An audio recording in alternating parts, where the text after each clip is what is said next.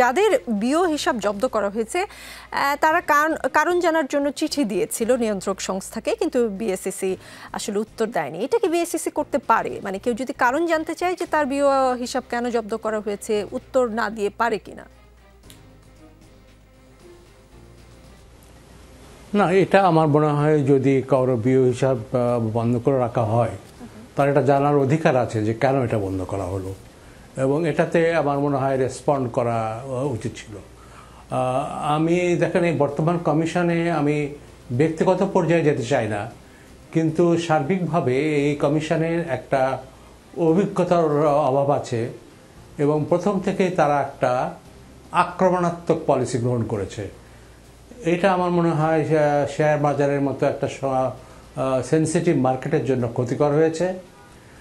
তবে 8 মাস ধরে যে সংস্কারের খেলা চলছে এইটা তাদের অ্যালাউ করা উচিত হয়নি। সব কাজ বন্ধ করে রেখে 8 মাস ধরে সংস্কার করছে।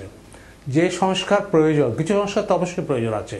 হেলাল সাহেব যেটা বললেন আমি এগ্রি করি যে মানে আপনি দেখেন 2010-এ কিন্তু 30 লক্ষ বিনিয়োগকারী এসেছিল, অস্বাভাবিক মূল্যবৃদ্ধি হয়েছিল, তখন তো পলিসি মোটামুটি এটাই ছিল, এমন কোনো পরিবর্তন হয়নি।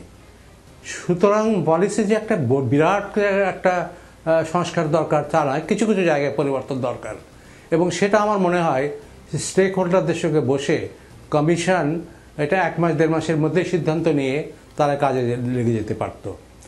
আমাদের পুঁজিবাজারকে 2টি সিদ্ধান্ত মারাত্মকভাবে ক্ষতি করেছে। একটা হচ্ছে 2010-11-তে ফোর্স সেল করতে না দেওয়া, এটাতে মার্কেট প্লেয়ারদেরকে একেবারে বন্ধ করে দেওয়া হয়েছে, তাদের কার্যক্ষমতা বন্ধ করে দেওয়া হয়েছে। দ্বিতীয়ত হচ্ছে এই ফ্লোর প্রাইস আরোপ করে আপনার যে শেয়ার মার্কেটে যে সবচেয়ে বড় সুবিধা ইজি অ্যাক্সেস আর ইজি এক্সিট, এটাকে বন্ধ করে দিয়েছে। এবং বর্তমান যে সরকারের যে স্থায়িত্ব, এটা এখানেও একটা প্রশ্ন আছে। কিন্তু ফারুক আহমেদ সিদ্দিকী, সেটা তো তখনকার 2010-এর ভুল ছিল ফ্লোর প্রাইসটা দেয়া, কিন্তু এখন কি আসলে ফ্লোর প্রাইস যেভাবে ওঠানো হলো, না ফ্লোর প্রাইসটা দিয়েছে কিন্তু 200, যে ফ্লোর প্রাইস যেভাবে উঠানো হলো সেটা থেকে বিনিয়োগকারীদের কোনো লাভ হলো কিনা, সেই সঙ্গে 1050 কোটি টাকার মতো যে পেনাল্টি বা 22টা কোম্পানিকে জেড গ্রুপে পাঠানো, এতে বিনিয়োগকারীদের কি লাভ হলো?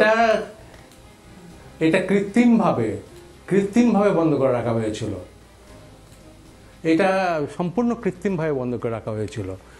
এবং আমার মনে হয় যে মূল সমস্যা হচ্ছে, দেখেন আমাদের স্টক মার্কেটে যে নতুন কোম্পানিগুলো নিয়ে আসবেন, এটা কিন্তু শুধুমাত্র এক্সিস্টিং কোম্পানিগুলোই আনতে পারবেন যাদের ট্র্যাক রেকর্ড ভালো। আপনি গ্রিনফিল্ড কোম্পানিকে আনতে পারছেন না। সুতরাং এক্সিস্টিং কোম্পানির যদি ক্যাপিটাল নিড হয় সম্প্রসারণের জন্য বা ওয়ার্কিং ক্যাপিটালের জন্য, তখনই আপনি সব পুঁজিবাজারে আসতে পারে। তো সেখানে আপনার বর্তমান পরিস্থিতিতে যেখানে বিনিয়োগ অত্যন্ত কম, বিদেশি বিনিয়োগ পোর্টফোলিওতে একদমই হচ্ছে না, কারণ তাদের এই আস্থাটা চলে গেছে। সেই ক্ষেত্রে আপনি বিনিয়োগকারী কোথায় থেকে পাবেন? নতুন কোম্পানি কেন আসবে?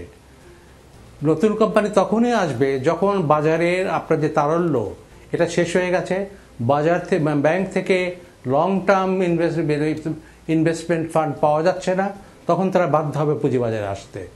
আমাদের এখানে ব্যাংকে এত বেশি অতিরিক্ত তারল্য আছে যে তারা ব্যাংক থেকে দীর্ঘমেয়াদী লোন পেতে পারে।